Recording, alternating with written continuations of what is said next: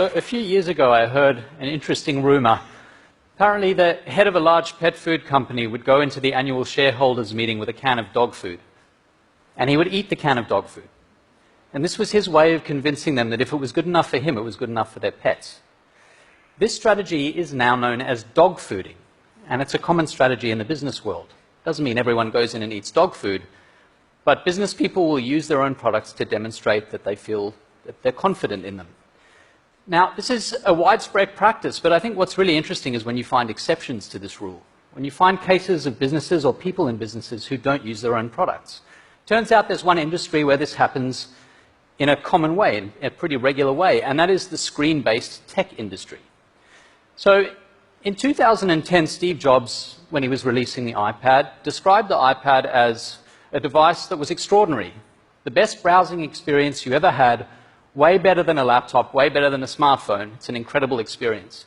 Now, a couple of months later, he was approached by a journalist from the New York Times, and they had a long phone call. And at the end of the call, the journalist threw in a question that seemed like a sort of softball. He said to him, "Your kids must love the iPad." And there's an obvious answer to this, but what Jobs said really staggered the journalist. He was very surprised because he said, "They haven't used it. We limit how much technology our kids use at home." This is a very common thing in the tech world. In fact, there's a school quite near Silicon Valley called the Waldorf School of the Peninsula, and they don't introduce screens until the 8th grade. Now, what's really interesting about the school is that 75% of the kids who go there have parents who are high-level Silicon Valley tech execs. So when I heard about this, I thought it was interesting and surprising, and it pushed me to consider what screens were doing to me and to my family and the people I loved and to people at large. And so for the last 5 years, as a professor of business and psychology, I've been studying the effect of screens on our lives. And I want to start by just focusing on how much time they take from us. And then we can talk about what that time looks like. So what I'm showing you here is the average 24-hour workday at 3 different points in history. 2007, 10 years ago, 2015, and then data that I collected actually only last week. And a lot of things haven't changed all that much. So we sleep roughly 7.5 to 8 hours a day. Some people say that's declined slightly, but it hasn't changed much. We work 8.5 to 9 hours a day. We engage in survival activities. These are things like eating and bathing and looking after kids, about 3 hours a day. And that leaves this white space. That's our personal time. That space is incredibly important to us.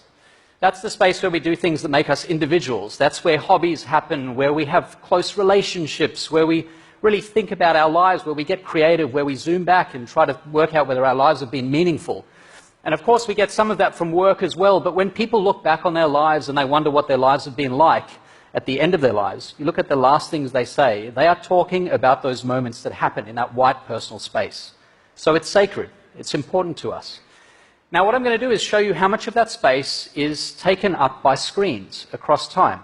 In 2007, this much. That was the year that Apple introduced the first iPhone. 8 years later, this much. Now, this much.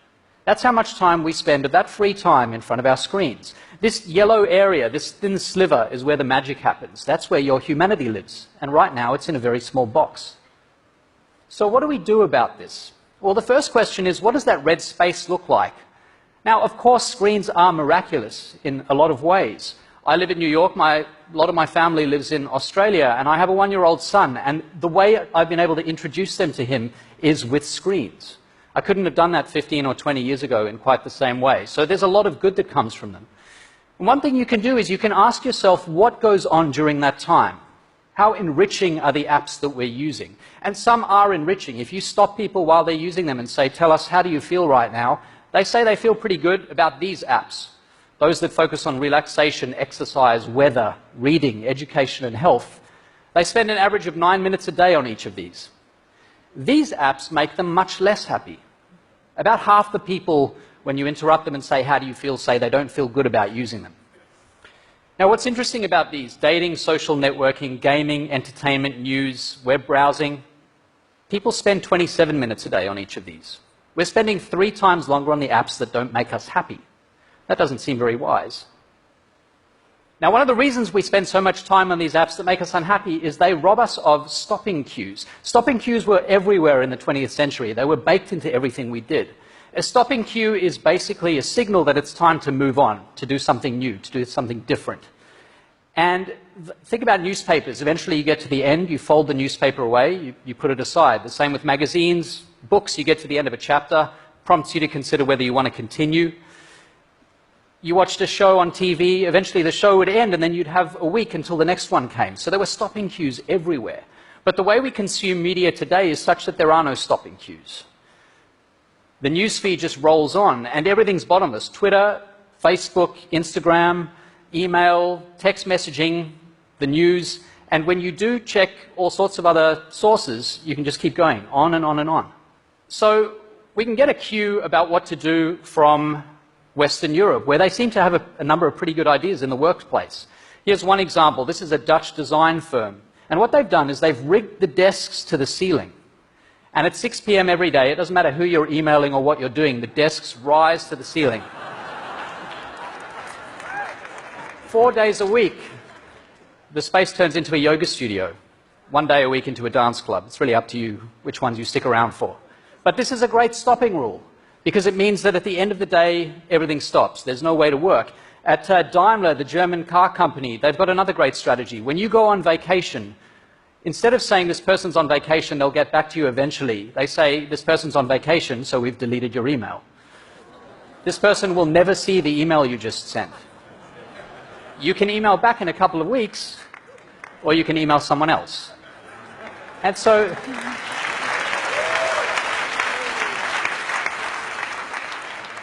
you can imagine what that's like. You go on vacation and you're actually on vacation. The people who work at this company feel that they actually get a break from work. But of course that doesn't tell us much about what we should do at home in our own lives, and so I want to make some suggestions.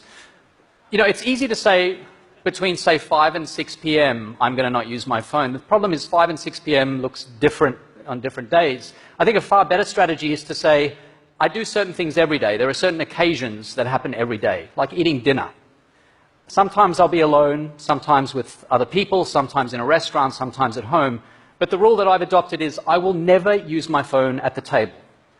It's far away as possible. Because we're really bad at resisting temptation, but when you have a stopping cue that every time dinner begins, my phone goes far away, you avoid temptation altogether.